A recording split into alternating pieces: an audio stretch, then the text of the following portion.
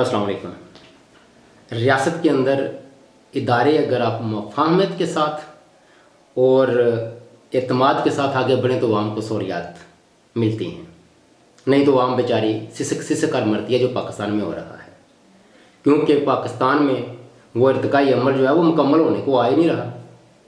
शुरू में सियासतदानों की लड़ाई इस्टेब्लिशमेंट के साथ, सियासतदानों की लड़ाई जुडिशरी के साथ, जुडिशरी की लड़ाई सियासतदानों के साथ, और एक दूसरे की फिर कठपुतलियाँ बनना, जो एक दूसरे को इस्तेमाल करते हैं। इस्टेब्लिशमेंट अदलिया को इस्तेमाल करती है, अदलिया आगे सियासतदानों को इस्तेमाल करती है अपने रिश्तेदारों को नवाजने के लिए। मतलब सारा जो सिस्टम है, मेन जो इंतज़ामिया है, अदलिया है, इस्टेब्लिशमेंट है, रियासत है, रियासत से मुराद वो सियासतदान है, ये सारे वाम को सहूलियात देने की बजाय आपस में दस्तों गिरेबां हैं। अब देख लें, स्टार्ट्स लेते हैं जुल्फ़िकार अली भुट्टो साहब से। गो 45 साल बाद उनको इंसाफ मिल गया, मगर उनको एक गलत फैसले के ज़रिए उनको सज़ाए मौत दी गई। तो उन जजेज़ ने क्या हासिल किया? उसके बाद किसी ने कोई सबक हासिल नहीं किया। जब मियाँ बरादरान का दौर आया तो कैसी कैसी वीडियोज़ लीक हुई कि फ़लाँ को कितनी सज़ा देनी है, किसको कितनी सज़ा देनी है। चाहिए खुद भी उस कह लें जबर का शिकार हो चुके हैं मियाँ बरादरान, मगर फिर भी ये लोग ना बाज आए, इन्होंने कुछ सीखा। अच्छा, फिर देख लें, ये खुद जजेस के ख़िलाफ़ क्या कुछ नहीं कहते रहे, इस्टेब्लिशमेंट के ख़िलाफ़ क्या कुछ नहीं कहते रहे। क्यों? क्योंकि ये उनकी ज़्यादतियों का शिकार होते रहे। मुल्क बदरी से लेकर कुम से निकालने तक, फिर वो पनामा कामा, मतलब जो भी कह लें उसको, जिसका आज तक नून लीग रोना होती है कि हमें गलत सज़ाएं दी गई हैं। लेकिन किसी ने भी अदालती इस्लाहात लाने की कोशिश की नहीं। अच्छा, खान साहब को भी मौका मिला तो खान साहब ने क्या किया? खान साहब ने कुछ जुडिशरी में इस्लाहात लाने की कोशिश की। इस्टेब्लिशमेंट को क्या थोड़ा बहुत उनके दायरे इख्तियार में रखने की कोशिश की? नहीं, बल्कि जो भी उनके दौर में इस्टेब्लिशमेंट सीधा आदमी से रिटायर्ड होता था उसको कोई ओहदा आगे दे देते थे।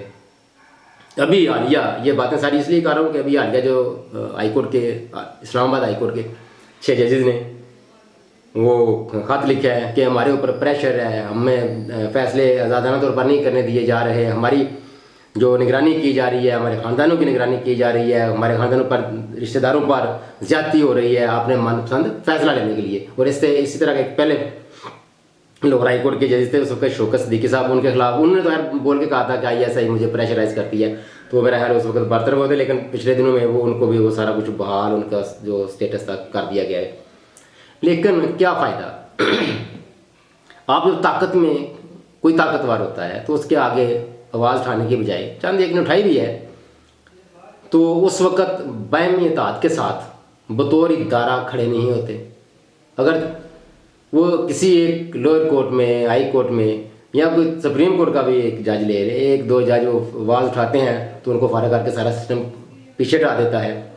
क्या फ़ायदा उनकी आवाज़ उठाने का जब उस पे अमल दरामद उस वक़्त होना है? वो क्या कहते हैं, जब शाम गुजर जाए तो पीछे लकीर को पीटने का तो मकसद फ़ायदा ही नहीं है। तो क्यों नहीं ये लोग सारे आपस में बैठकर जुडिशरी अपने अंदर बैठे कि भाई हमने आज़ादाना फैसले करने हैं, हमने इंसाफ का बोलबाला करना है, हमारे ऊपर जितने भी प्रेशर आ जाए हमने बर्दाश्त करना है, जो भी हो जाए, ज़्यादा से ज़्यादा वो लोग आपकी जान ले लेंगे ना। लेकिन अल्लाह का हुक्म तो आप मान रहे होंगे, आप असल शहादत के रुतबे पर फायदे होंगे, आपके दर्जात बुलंद होंगे, आपकी नेक नामी में इजाफा होगा। और अगर नहीं तो आप देख लें पाकिस्तान के साथ जिन्होंने अच्छा किया है, हाँ रियासत ने उनके साथ बुरा भी किया हो, लेकिन वो आवाम के दिलों में आज भी बसते हैं। और डॉक्टर अब्दुल कदीर खां की ये जिंदा वाज़ह मिसाल है, और आज भी है कि डॉक्टर साहब को फोत हुए भी अगर 2-4 साल गुजर गए हैं तो फिर भी उनका नाम, मेरा ख्याल है, पाकिस्तान के साथ चलता रहेगा।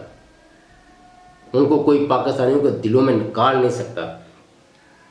इसी तरह ये बुनियादी तौर पर देख लें, जैसा कहा है कि सियासतदान लड़े अदलिया से, अदलिया लड़ी सियासतदानों से, सियासतदान लड़े इस्टेब्लिशमेंट से, इस्टेब्लिशमेंट लड़े ने सियासतदानों को इस्तेमाल किया। अब ये आखिरी मार्क है, मैं अक्सर अपने दोस्तों के साथ ये शेयर करता हूँ कि एक वो मार्का होना है जो अब तकरीबन इसका आगाज़ हो चुका है इस्टेब्लिशमेंट का और अदलिया का। क्यों?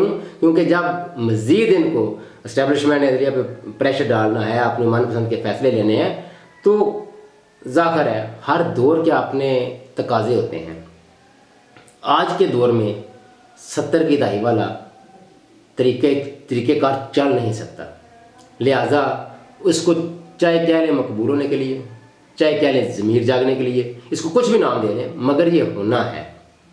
और जिस दिन जुडिशरी खड़ी होगी उसके बाद फिर सारे इदारे आस्ता आस्ता अपनी हदूद का तयन कर लेंगे, बिल्कुल उसी तरह जिस तरह नून लीग और पीपल्स पार्टी सारी ज़िंदगी आपस में लड़ते आज इकट्ठे हो गए हैं।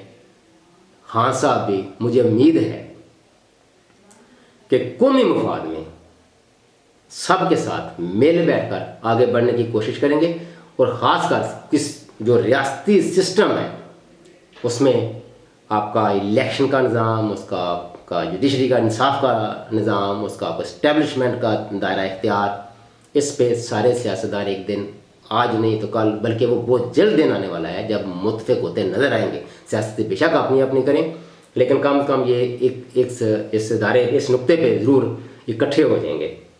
और ये आखिरी मार्का है जो लड़ा जा रहा है, और मुझे उम्मीद है कि इसके बाद सियासी ठहराव भी आएगा और इदारे दो इलेक्शन मैक्सिमम, तो फिर वाम को भी कुछ ना कुछ मिलेगा। लेकिन अभी 8-10 साल वाम को सब्र का घूंट मज़ीद पीना पड़ेगा।